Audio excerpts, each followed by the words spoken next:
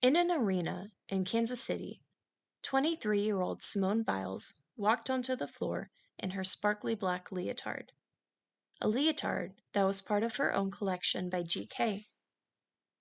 She bowed her head and stood in a pose as if she were a warrior. As her music played, she danced to the rhythm, then performed her first pass, the triple-double. The crowd cheered as she landed it flawlessly, the first ever female to complete one of the hardest skills today in gymnastics. In another arena, in Birmingham, 17-year-old Dominique Dawes stood at the end of the vault runway. She had to perform a nearly flawless vault to medal in the all-around. As she stood, the camera panned out to show the crowd showing support by bringing signs with her name and honor. "Awesome Dawson," sometimes is what they'd say. As she did her second vault, she fell, ruining her chances to get ahead of the others. As she walked off, tears filling her eyes, her coach Kelly Hill picked her up in a bear hug, her coach comforting her with words of motivation and compassion. Kelly Hill asked her to wave to the audience as if she were a soldier who had just come home from war. As she did, the audience cheered in acceptance. Dawes had tried her best, and everyone in the arena hurt for her, just as much as the gymnast herself. In another country, 18-year-old Aly Raisman ran off the floor exercise after saluting to the judges. "Oh my God," she mouthed as she ran off. Her teammates immediately put her in a group hug as she began crying. She had just won USA's second team gold medal, a victory that hadn't happened since 1996. As the girls held hands, waiting and looking up at the scoreboard, Olympic coach John Geddard joined in with the gymnasts, comforting his all-star athlete Jordan Weber. As the announcer yelled, "Get the gold medal!" the girls all screamed in excitement. Jordan, turning her body over to hug Aly, as Michaela Maroney and Kyla Ross did the same. The crowd cheered as they saw the bond that the team had shared over the past couple of years, training together, living together, working together, spending leisure time together. And they had just done it. The new Olympians gathered in a circle and chanted, "USA!" as the crowd continued to cheer. Gymnastics over the years has caught some of the most memorable moments in the sport. Every 4 years, millions of people turn into the Olympic Games to watch young gymnasts fly high over the vault or float effortlessly over the beam in a goal to be flawless. Gymnastics, among other sports, aim to promote perfection, performance, and romanticize young girls who are pubescent and thin. They hold parades for Aly Raisman and her team when they win at the Olympics. Sponsors like Subway or Kellogg's call Simone Biles' manager, demanding she consider promoting their brand. And even if Dominique Dawes doesn't win every medal, they ask her to be on the next magazine with Sports Illustrated or Inside Gymnastics, given her charm and good sportsmanlike attitude. It's the all-American image that the audience views in gymnastics, and everyone wants to use them. Gymnastics, among other sports, are very beneficial for our youth. The sport promotes speed from the vault runway, balance on the beam, coordination on the uneven bars, and strength on the floor exercise. Studies from the Center for Disease Control and Prevention show that children who are enrolled in sports are less likely to develop adolescent asthma, reduce blood pressure, anxiety, and depression. The American College for Sports Medicine states the impact sports, like gymnastics, can also increase bone density, reducing risk of osteoporosis in later years. Gymnastics also develops body awareness, hand-eye coordination, and promotes blood circulation. Beyond physical health, there are also many cognitive benefits to gymnastics. Children who are active in sports have an increased self-esteem. They are less likely to miss school, work, or partake in recreational drugs or alcohol.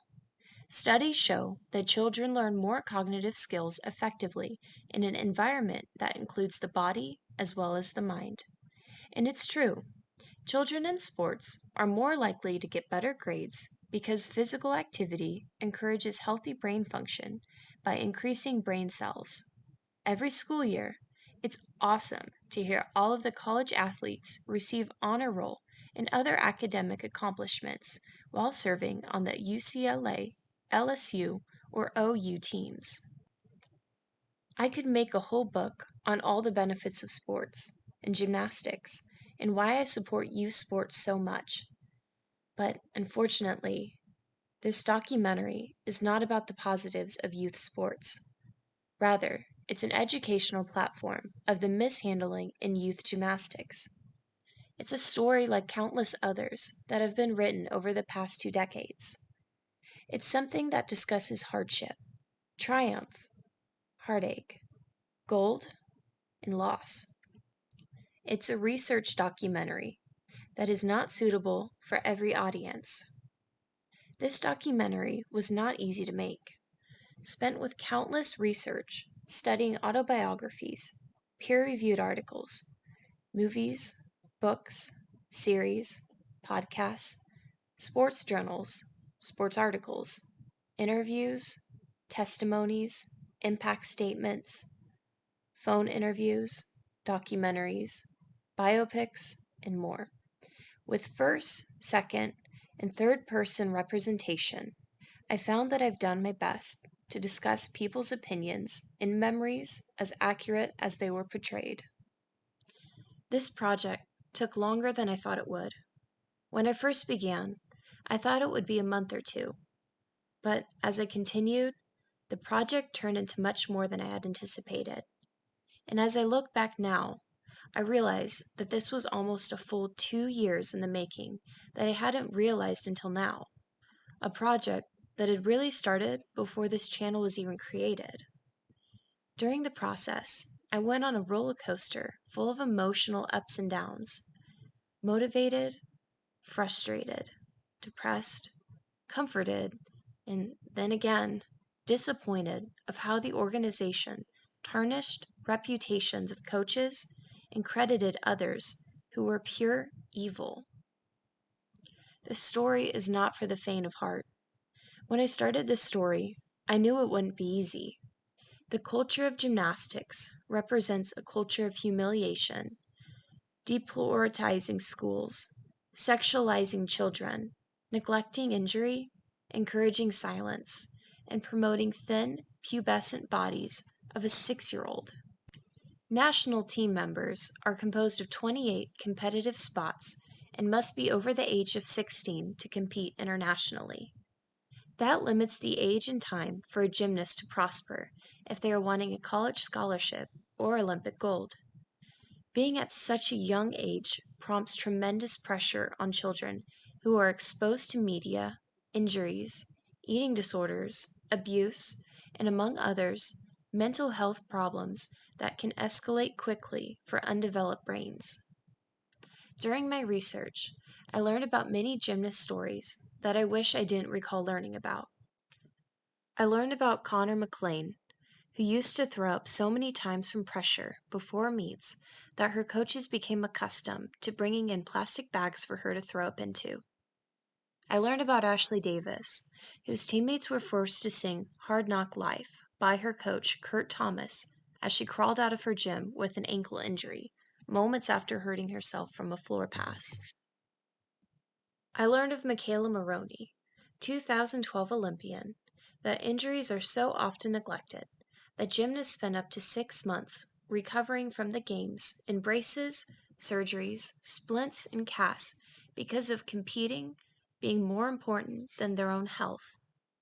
I learned of diseases that some girls like Riley McCusker, a national team member, develop for overtraining like rhabdo, and how her coach refused to seek medical help.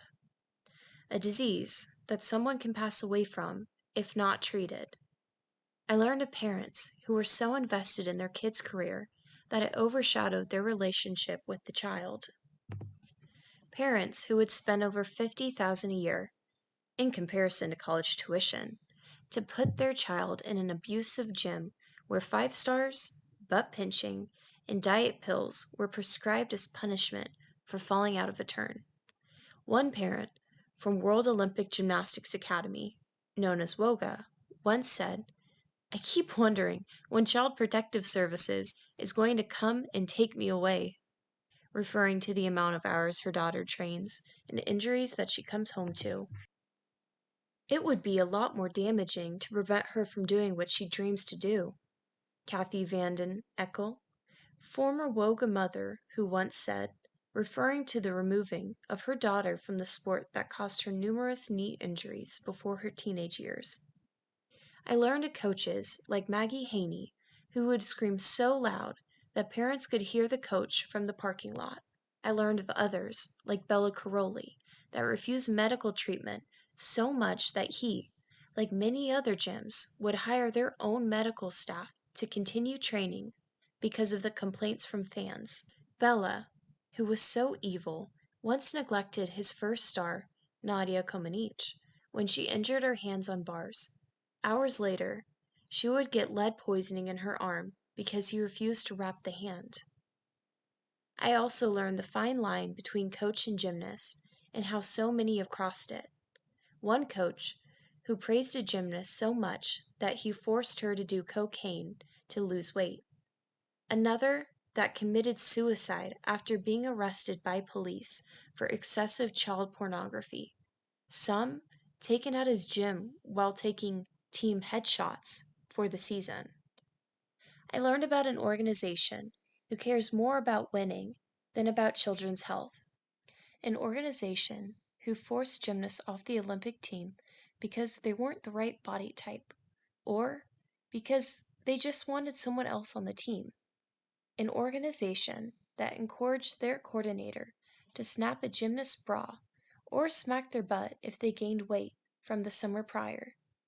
And an organization that allowed over 300 girls to be molested by a national team doctor. Some of those girls would bring Olympic, NCAA, and world success. In 1967, 3 years after the first executive director was appointed, the United States Gymnastics Federation, or USGF, formed its first women's committee. Held in Kansas City, the committee was formed to promote gymnastics through awareness, fundraising, and networking for competitions. In 1970, the USGF would be recognized as a national governing body by the International Gymnastics Federation, also known as FIG. 2 years later, America would send its first team to the Olympics, comprising of Kathy Rigby and Nancy Thies Marshall. Both women would become pioneers in the sport for decades to come, promoting changes in one of the biggest epidemics, which is eating disorders. In 1978, Marcia Frederick, along with Kurt Thomas, would claim America's first gold medals at Worlds, showing that America may be a force to reckon with. In 1984, USA would claim its first team gold for men, composed of many, including Bart Connor and Tim Daggett. The women's team was composed of many girls like Kathy Johnson, Tracy Talavera, and alternate Marie Rethlisberger. Marie, who was coached by Olympic coach Don Peters, would wow the audience with just how well she worked under pressure and communicated with Peters during her training process, despite being nearly deaf. Olympic coach Don Peters would lead the women's team to a silver medal, and All-Star Mary Lou Retton would become the first American to claim all-around gold. On the cover of a Sports Illustrated magazine, it quoted, "Only you, Mary Lou." Shortly after, Kim Zmeskal would become the first American to get all-around gold at Worlds.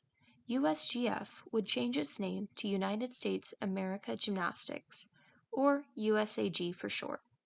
In this documentary, I'll use both USGF and USAG interchangeably, depending on the statistics and resources and when they were published.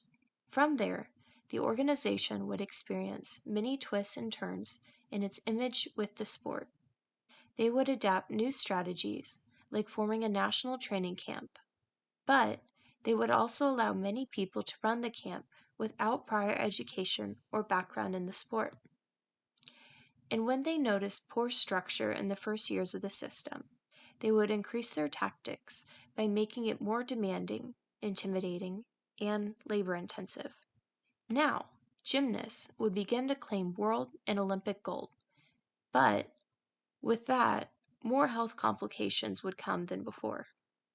And with FIG dropping the 10 scoring system in 2006, it would create more challenging skills to be performed on poorly developed bodies. American gymnastics was now one of the world's best teams, but they were also hiding a dark secret in the organization, laced with fear and abuse.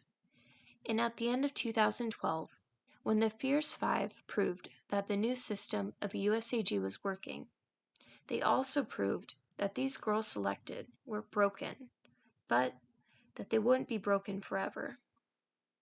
This story, I hope, highlights the highs and the lows of what was the USGF and what is now USAG. This story is not only to discuss the harsh memories of gymnastics, but I hope it provides some insight on how this flourished in such a large scale. I want this story to educate, but also empower others to promote change in the organization. I want people who listen in to not fear their child joining gymnastics, rather to be aware of what to look out for and what to report if they feel someone is in danger. I hope to provide advice to coaches, parents, and athletes, not just in gymnastics, but in their sport as well. So, without further ado, I bring to you my 2 years-long research project, Glass Bottles, the glistening image of USGF and shattered status of USAG.